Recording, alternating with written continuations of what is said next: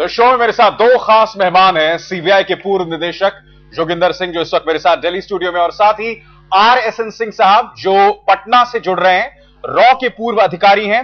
जोगिंदर सिंह जी, आपसे मैं जानना चाहूंगा, ओसामा बिन लादेन जिन हालात में मारा गया और हमने समानताएं देखी उसके घर में और यहां दाऊद इब्राहिम के घर में, मैं आपसे ये जानना चाहता हूं, क्या आपको लगता है ओसामा बिन लादेन जिन हालात में मारा गया उसके बाद दाऊद ज्यादा सुरक्षित हो गया है पाकिस्तान में, या आपको लगता है कि उसकी जान एक नाजुक स्थिति में पहुंच गई है?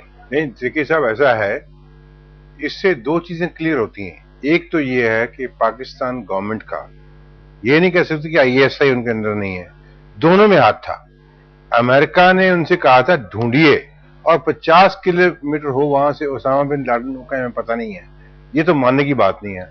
दूसरा, आपने बिल्कुल साफ कर दिया, और दीपक शर्मा के सवाल के जवाब में गृह मंत्री ने खुद कह दिया कि हमें आपसे ज्यादा पता था, हमें इसका मतलब हमें पता था इन चीजों के लिए, पर बात यह है इन चीजों के लिए। जोगिंदर जी, सीबीआई तो आप इंटरपोल के डायरेक्टर भी थे। इंटरपोल तो चलिए नोटिस भेजती है, हम बात करना चाहेंगे रॉ के पूर्व अधिकारी जी करिए सिंह साहब से। पटना में है, इस वक्त हमारे साथ जुड़ चुके हैं। सिंह साहब, आपने देखा होगा कि बिन लादेन का ऑपरेशन CIA ने और सील्स ने कैसे किया।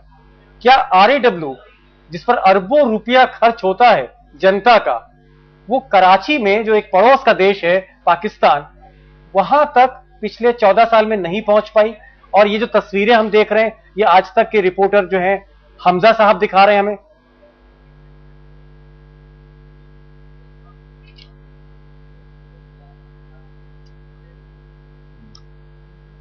सिंह साहब, अगर आपको मेरी आवाज आ पा रही है, सवाल यह कि आपको क्या लगता है कि RAW को क्यों दिक्कतें पेश आई, क्यों नाकाम रही ये तस्वीरें हमारे सामने लाने में, जबकि पूरी की पूरी तस्वीर आज तक अपने दर्शकों के सामने ला रहा है? क्या वजह बताएंगे आप इसकी?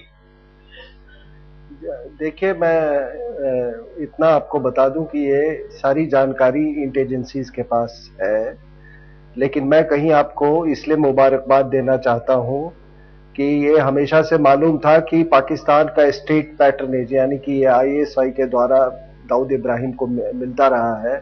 लेकिन आपने अपने चैनल के जरिए और एक बड़ी अहम चीज दिखाई है कि देखिए, आम जनता को हिंदुस्तान में ये मालूम होना चाहिए कि पाकिस्तान एज ए स्टेट किस तरीके से उसको अहमियत, तवज्जो और उसको इज्जत देता है। एक क्रिमिनल को, दाऊद इब्राहिम को, वो क्यों इज्जत देता है? ये इसलिए नहीं कि क्योंकि वो एक क्रिमिनल है, लेकिन वो एक मास्टरमाइंड है क्रिमिनल टेररिज्म नेक्सस का। सिंह साहब, आपसे बता दूं, सिंह साहब, आपसे हमारी बातचीत होती रहेगी, क्योंकि जो ज्यूरिडिक्शन है, जो जिम्मेदारी है दाऊद तक पहुंचने की, वो आपके ही महकमे की है। हम आपसे बातचीत जारी रखेंगे। अभिसार, एक सवाल छोटा सा जोगिंदर जी, बहुत छोटा सा संक्षिप्त जवाब दीजिए। इंटरपोल का पहला नोटिस क्या आपने भेजा था दाऊद को? जी, 1993 के बाद जो थे, मैं आया था उस टाइम भेजा था। सिर्फ इतना नहीं, मैं आपको और भी इंफॉर्मेशन देना चाहूंगा संक्षेप में। बिल्कुल संक्षेप में।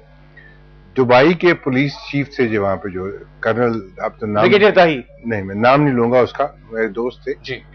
तो जब मेरी इंटरपोल से, वो वहां के नुमाइंदे थे और मैं यहाँ इंटरपोल का हेड था, मेरी उनसे बात हुई तो मैंने कहा आप इसको भेजते क्यों नहीं यार, हमारे ब्लास्ट में वांटेड है जी। उसने मुझे पता क्या कहा, आई फॉलोड जल्दी से। उसने कहा जी देखिए, एक शेख की फैमिली को एक गुजराती नौकर रखा था, मार के चला गया, आप उसको साथ ले आइए, मैं दाऊद को आपको आपके साथ उसी हवाई जहाज में भेज दूंगा।